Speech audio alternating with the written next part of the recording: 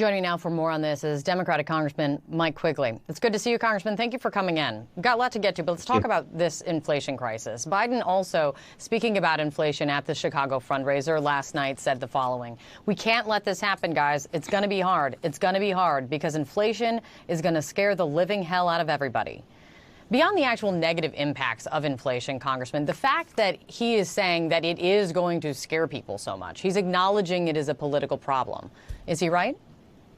Oh, absolutely. Look, it's a real life problem. My constituents are suffering along with everyone else, and we need to act immediately. So I think the president's right. I think there's things that we can do right now to help the American people.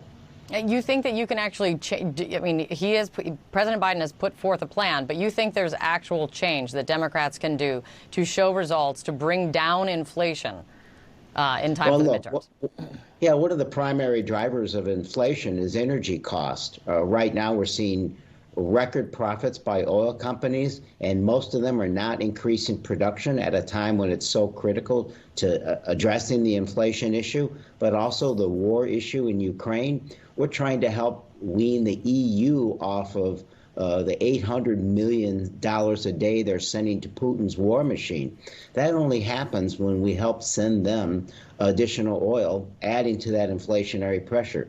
They have to step up as well. Do you think it also then sends a mixed message when the Interior Department just canceled those oil and gas leases that are getting just this morning, or just in the last 24 hours, facing big criticism from oil lobbyists?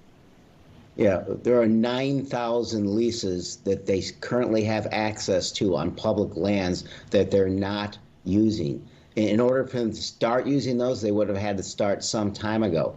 They can up production now on the wells they have.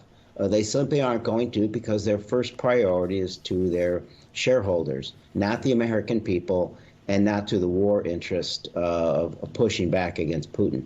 Let's also talk about the war in Ukraine, because this is part of this inflation discussion. And, the Director of National Intelligence, she now says that she believes Putin's calculation there involves the U.S. economy here. Let me play what she said. Putin most likely also judges that Russia has a greater ability and willingness to endure challenges than his adversaries, and he is probably counting on U.S. and EU resolve to weaken as food shortages, inflation, energy prices get worse. What do you make of that assessment, that Putin's assessment that the U.S. can't take the economic pain nearly as long as Russia can? Well, it's a worldwide effort. I mean, what he is raising is a very real concern if the resolve weakens. So, as I said, right now, the EU is sending $800 million a day to Putin, and he's using that against us. It's part of that resolve on their energy dependence. At the same time, the ports are closed, and wheat is not going to get out of there, creating another worldwide shortage that affects everyone and adds to inflationary pressures. All the more reason for us to be as united as ever, working with the EU and NATO, expanding NATO at this time, letting Putin know that resolve isn't weakening. If that vote this week, in which we had a record $40 billion of additional aid going to Ukraine, isn't enough, we need to do more.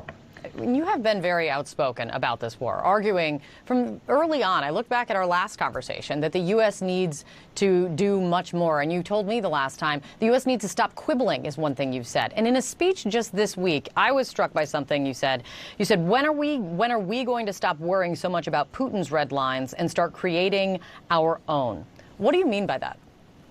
Look, I was quoting paraphrasing two former NATO Supreme Commanders that were saying what we do ought to depend on who we are as a country, remembering those that gave their last full measure of devotion in the Second World War to beat this kind of attack back against autocrats and fascists.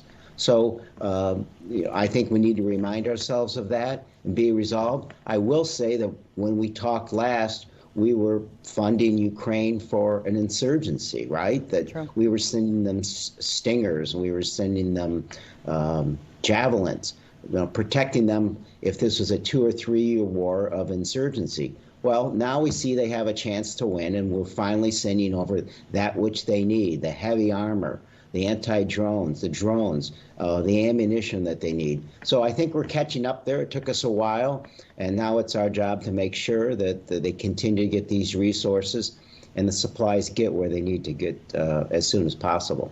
And let's see if that the rare area of bipartisanship on Capitol Hill, which is Ukraine funding, if that continues and how long. It's good to see you, Congressman. Thank you for coming in. Thank you. Coming up for us.